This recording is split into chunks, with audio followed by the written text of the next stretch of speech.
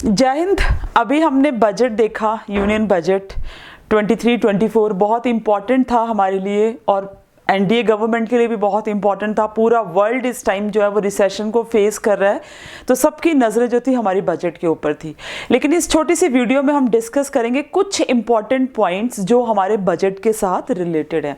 मैं आपके आगे कुछ ऐसे फैक्ट्स लेके आऊँगी जो आपको किसी भी कॉम्पिटिटिव एग्जाम में बहुत ज़्यादा काम आ सकते हैं। ठीक है, तो सबसे पहले आपको ये बताना चाहती हूँ कि आफ्टर इंडिपेंडेंस हमने जो पहला बजट दिया था दैट वाज ऑन 16 नवंबर 1947। 16 नवंबर 1947 को हमारे देश का पहला बजट हमारे देश के पहले जो आपके वित्त मंत्री थे जिनका नाम था आर.के. शानमुखम चेट्टी, उनके द्वारा पेश किया गया था। ठीक है, फ्लैग आप देख सकते हैं कितना वेविंग फ्लैग है, मुझे बहुत सुंदर लगा इसलिए मैंने इसको यहाँ पे रखा है। ठीक है, आर्टिकल जो है आपके कॉन्स्टिट्यूशन का, ठीक है, आर्टिकल कौन सा वाला 112, वो क्या कहता है, if it is a visible to you, मैं थोड़ी सी इसकी विजिबिलिटी ठीक कर देती हूँ।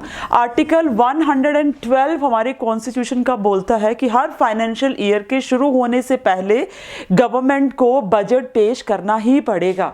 एक आपको इंपॉर्टेंट बात यहाँ पे और बताती हूँ कि 1950 में जो हमारा यूनियन बजट आया था 1950 में, वो आने से पहले ही लीक हो गया था। ये भी एक बहुत बड़ी बात थी कि अभी मतलब वो पेश किया नहीं है 1950 का और वो पहले ही लीक हो गए। दूसरी इंपॉर्टेंट बात यह है कि 1955-56 में जो बजट आया था उसको बोथ लैंग्वेजेस में प्रिंट किया गया था, दोनों ही भाषाओं में प्रिंट किया गया था। कौन कौन सी भाषाएं, जिसमें हिंदी और इंग्लिश। ठीक है, दोनों ही भाषाओं में हिंदी और इंग्लिश में उसको प्रिंट किया गया था 1956 में, जो आपका 56-57 का जो आपका बजट था। और 3 बार हमारे देश के प्रधानमंत्री ने अपने आप लोकसभा में जाके बजट को पेश किया, जिसमें नेहरू जी ने 1958-59 में, उसके बाद इंदिरा गांधी ने 1970-71 में और उसके बाद राजीव गांधी ने 1987-88 में। 3 बार ये 3 प्रधानमंत्री ऐसे थे जिन्होंने बजट को खुद, फाइनेंस मिनिस्टर ने नहीं बल्कि इन्होंने खुद बजट को पेश किया। दूसरी इंपॉर्टेंट बात है कि सबसे ज़्यादा बार बजट पेश करने का जो क्रेडिट है वो जाता है हमारे फाइनेंस मिनिस्टर मोरारजी देसाई को, जिन्होंने कम से कम 10 टाइम्स, सबसे ज़्यादा बार 10 टाइम्स हमारे बजट को पेश किया। 10 बार जो था वो बजट को, इतनी बार जो है वो किसी और ने नहीं किया। 1973-74 का जो बजट है उसको ब्लैक बजट के नाम से भी जाना जाता है।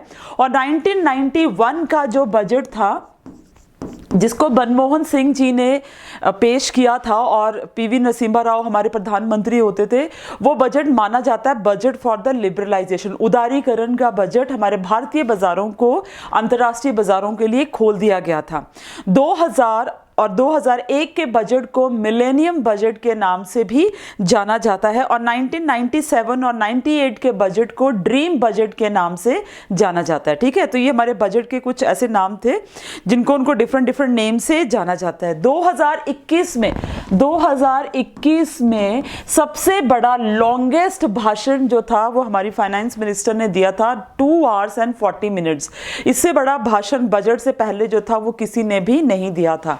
2016 से पहले, सितंबर 2016 से पहले 2 तरह के बजट जो थे वो पेश किए जाते थे, एक रेलवे बजट और एक आपका आम बजट। लेकिन 2 सितंबर 2016 में दोनों को कंबाइन कर दिया गया और एक इकट्ठा बजट जो था वो 2017 में पेश किया जाने लगा। ठीक है, 2016 से पहले जो बजट था वो हमेशा फाइनेंशियल ईयर के स्टार्टिंग से पहले पेश किया जाता था, बट उसके बाद 2016 के बाद जो था वो बजट को हमेशा 1 फरवरी से पेश किया जो था वो जाने लगा। बजट को पेश, जब भी बजट प्रिंट हो जाता तो उससे पहले हलवा सेरेमनी भी कंडक्ट करवाई जाती है।